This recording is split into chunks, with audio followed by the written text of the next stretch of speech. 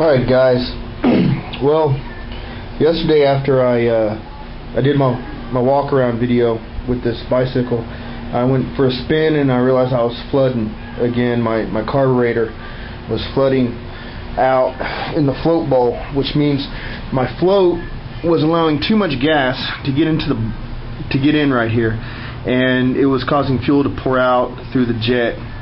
So I troubleshot it and I fixed it, and everything should be okay now. I tried to capture some footage of it and talk about some repair work while filming and talking. And after I looked at the videos I got, it wasn't really what I expected, so I decided to delete that.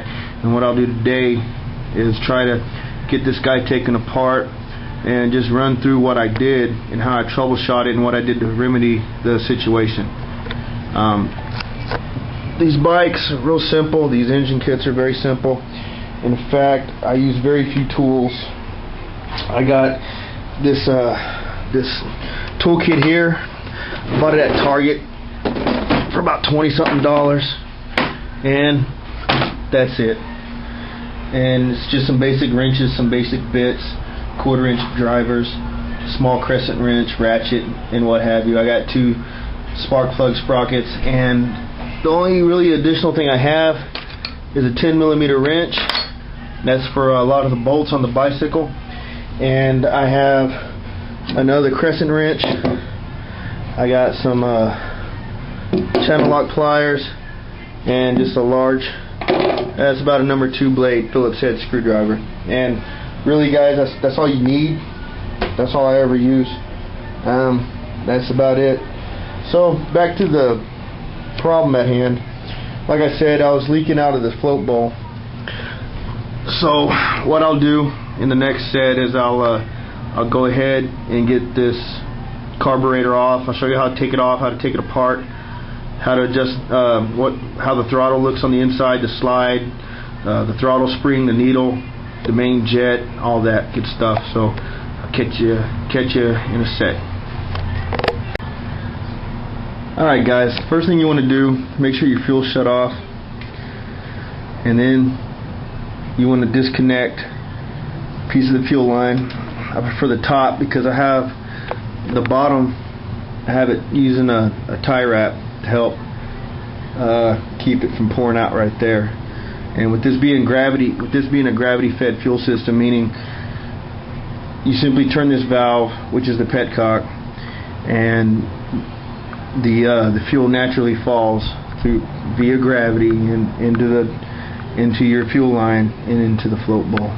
Okay, so with some of the screws on these bicycles, they're designed to either use a standard or a common screwdriver or a Phillips head, aka a cross tip.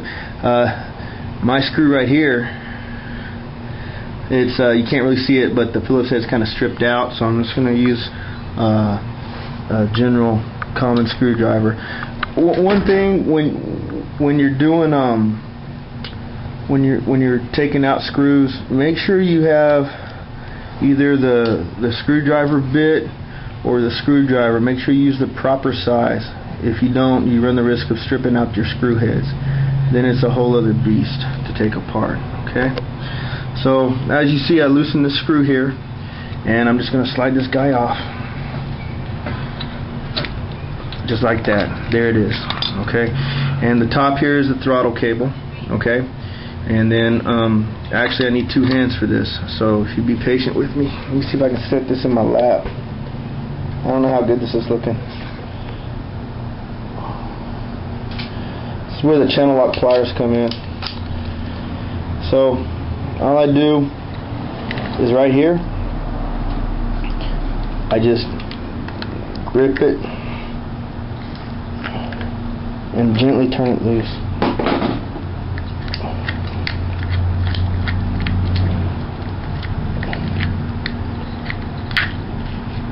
There we go. Alright.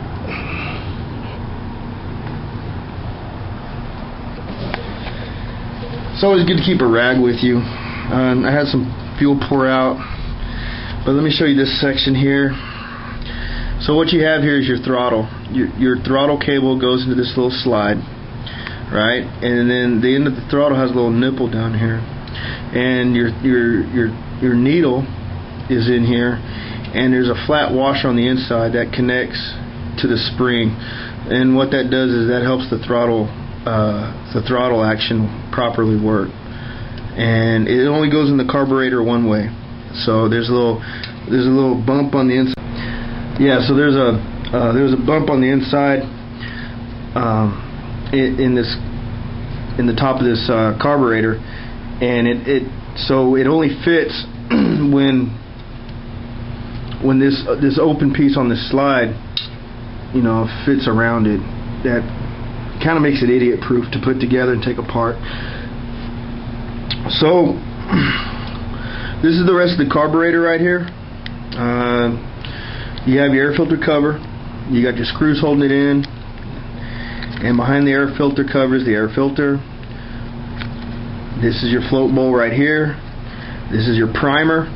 Though on the forum that I mentioned in my last video, motorbicycling.com, a guy named Norm called it a tickler, which is kind of a funny word for it. I never heard it called that before. I've always heard it called a primer. But it tickles, it primes. You know, when you mash it down, it's like you're tickling the carburetor. It allows fuel to get into the float bowl when you're cold starting it. Some of us use it, some of us don't. I halfway use it. You really don't need it. But there's a good roundabout picture of this car. This little screw here, when you unscrew this, it drains the fuel out of the bottom of your float bowl. So if you ever have to do work, I would suggest getting a container. I don't know what kind you'd want to use. You can use it to catch the fuel, or just get a rag or something, a shop towel, or whatever you have laying around, and let it soak up the fuel. The stuff gets stinky. This little sleeve right here, this brass sleeve right here, this connects the carburetor to the manifold right there. And as you can see right here where my thumb's pointing, there's a bump. And so this little sleeve, this collar rather, it fits on the bump there. So you can't really do much adjustment unless you shave it off, and I don't recommend it. It's just too much drama. So let me attempt to get this guy taken apart. Give me a quick sec.